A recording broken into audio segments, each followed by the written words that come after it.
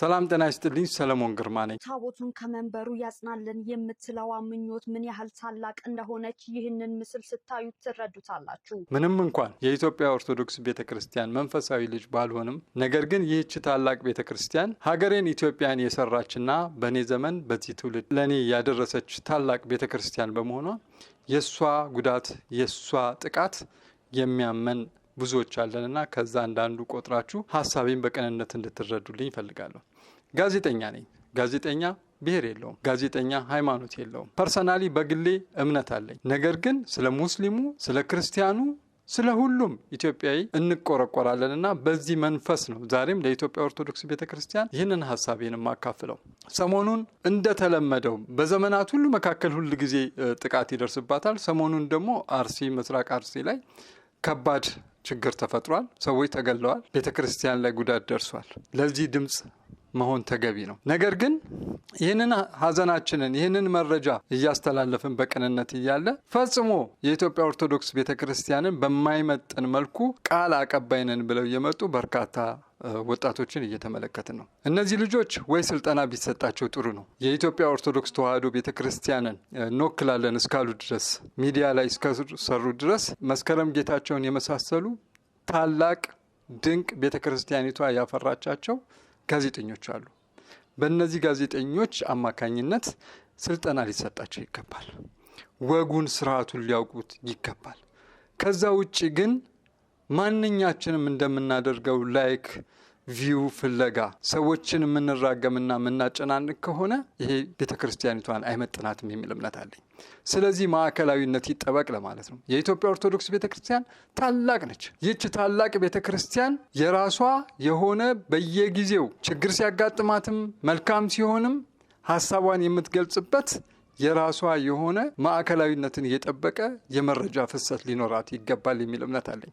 ለምንድን ነው ይሄንን የምለው? እነዚህ ልጆች በሚሰሩት ስህተት ቤተክርስቲያኒቷ ላይ ወቀሳ ሲደርስ ስለምመለከት ነው። ለምን ይሄ ይሆናል? ለምሳሌ የሮም ካቶሊክ ማንኛውም ካቶሊክ ላይ የሆነ ችግር ቢፈጠር አንድ ካቶሊክ ዝም ብሎ ተነስቶ እሪ አይልም።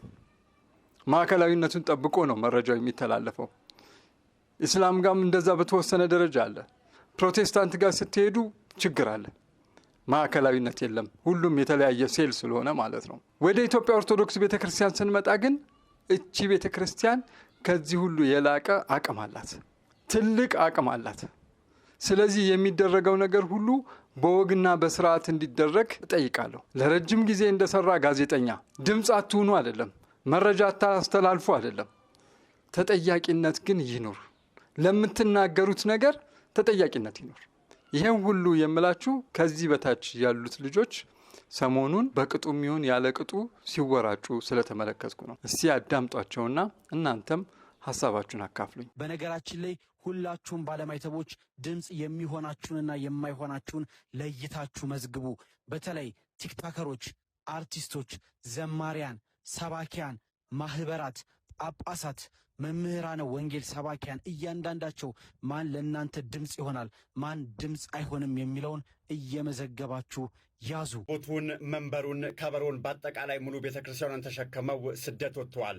አሁን ማልቀስ ነው። በእኛ ዘመን ቤተክርስቲያን እንዲህ ስትሆን ማየት በእውነት ያሳዝናል ብቻ ሳይሆን እጅግም ያስደነግጣል።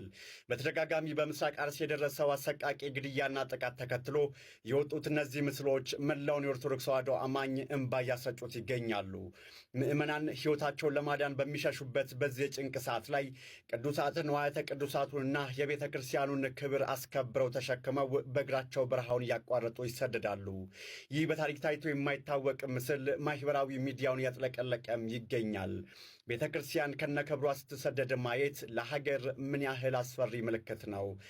በቃ ኦርቶዶክሳውያን ይሄም አርሲ የመድኃኔ ዓለም ታቦተ ሕግ ከመንበር ወጥቶ እንዲህ በካህናት ታጅቦ እየተሰደደ ነው።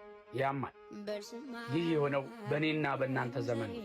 እናንተ በዛ ቦታ ላይ አርሲው ናችሁ ራሳችሁን አስቡ። ካህናቱ የቤተ ክርስቲያኑን ጉልላት ተሸክመው ተሰደዱም፣ የተረፉትም በአሰቃቂ ሁኔታ ተገደሉም። ይህ ቪዲዮ አቅም እንዲኖረው ሁላችሁም ፎሎና ሼር አድርጉት። ምናልባትም ይህ በዓለም ላይ በኢትዮጵያ ብቻ የተፈጸመ ታሪክ የማይረሳው የእድሜ ልክ ጠባሳ የሚሆን ይመስላል። በተወለዱበት ባደጉበት ልጃቸውን በዳሩበት መንደር ኦርቶዶክሳውያኑና ካህናቱ ተለይተው ተገድለዋል። የተረፉትም የቤተ ክርስቲያናቸውን ጉልላትና ታቦት ሕጉን ተሸክመው በሚያሳዝን መልኩ ተሰደዋል።